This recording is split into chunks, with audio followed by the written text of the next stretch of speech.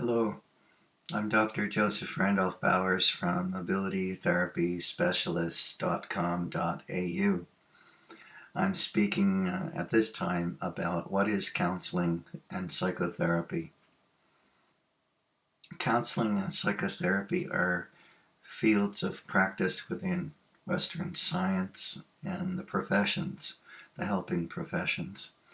Counseling comes from a long tradition dating back as far as you wish to go, really, in culture and family and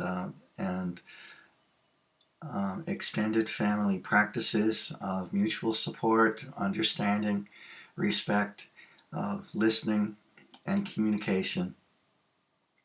These really ancient cultural traditions evolved into what we have today in terms of professional fields of practice. And I think that in many ways, the professions that exist today, in one sense, are seeking again their heart and soul, their basis in culturally grounded practices. In fact, there's a whole field of therapy now related to the notion of culturally grounded counseling and psychotherapy practice, and what does that mean, and how do we enter into that space, and how do we practice within that model.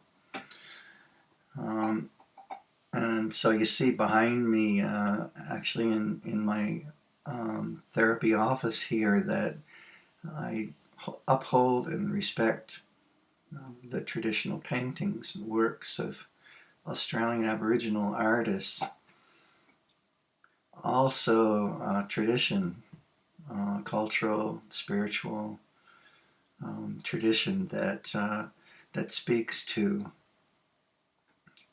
a particular layer of modern therapy, which respects and upholds indigenous, culturally grounded methods in therapy.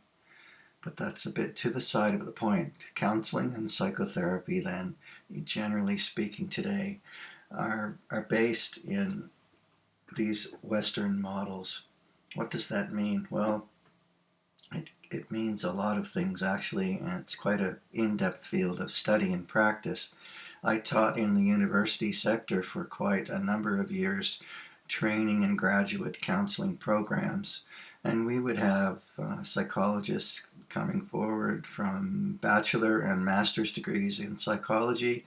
Even in a clinical master's degree in psychology, clinical counseling skills tend not to be actually taught and practiced in any great depth. So these students would come forward to us in the counseling profession to receive these clinical and practical skills. The counseling profession, in the way that I see how it has evolved in Western societies, has a lot to do with the emergence of funding regimes after the Second World War in North America, in the United States and in Canada. I come from Canada, and I was trained in what they call over there a Master of Education counseling degree. The Masters of Education degrees were designed for two purposes. One was for the training of counseling psychotherapists within schools. The other was to train up counseling psychotherapists to work with families and individuals in the community. So school-based and community-based practices. And that tradition goes back to the Second World War, when these funding regimes emerged out of what we know as the Rogerian tradition, and broadly speaking, counseling was a kind of a movement, a cultural and political movement to normalize the counseling process within communities, within schools, and as such to be part of the educational and human development of human beings within societies. This movement, this cultural and political movement was very much spearheaded by people like Carl Rogers, Fritz Perls, Virginia Satir in family systems therapy, Milton Erickson in Ericksonian hypnotherapy. These founders of the discipline at that time moved the whole psychotherapy practice, which was traditionally more reserved to the regimes of clinical psychology and psychiatric training. These founders moved and pushed that that generalized and normalized practice out into society, out into a place where it could be more readily accessible to people. Counseling and psychotherapy then are based on the notion that each individual has the capacity to make their own health and personal decisions. As such, there's a fundamental belief, I suppose, behind these methods in counseling and psychotherapy that want to encourage and support human development, where human development is happening in people's everyday lives and in their relationships and in their family. Counseling versus psychotherapy is a simple definition in my understanding. Counseling tends to be generally focused around talk-based therapy, sharing our stories. Psychotherapy, on the other hand, tends to be more strategic and tailored methods to assist with specific or particular issues, such as, for example, phobias or sleeplessness or eating disorders or any range of psychological type of problems or chronic issues that people may be dealing with.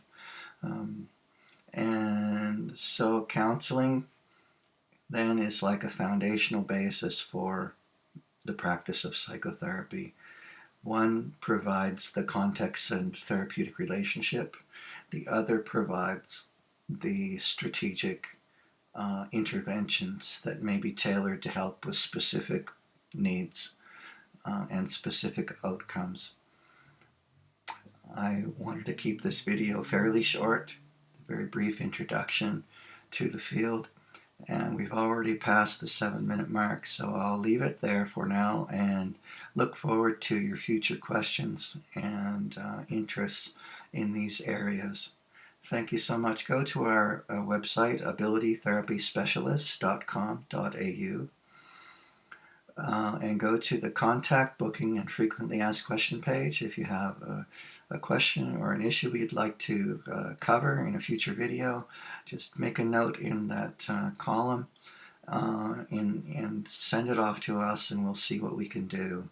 We're happy to consider questions and ideas for future videos. Also, we have a Facebook page which you can look up, Ability Therapy Specialists. Our Facebook page is a place where you can contribute to the conversation and also to contact us through Facebook Messenger if you wish to do that as well. Thank you so much for your time. Have a great day.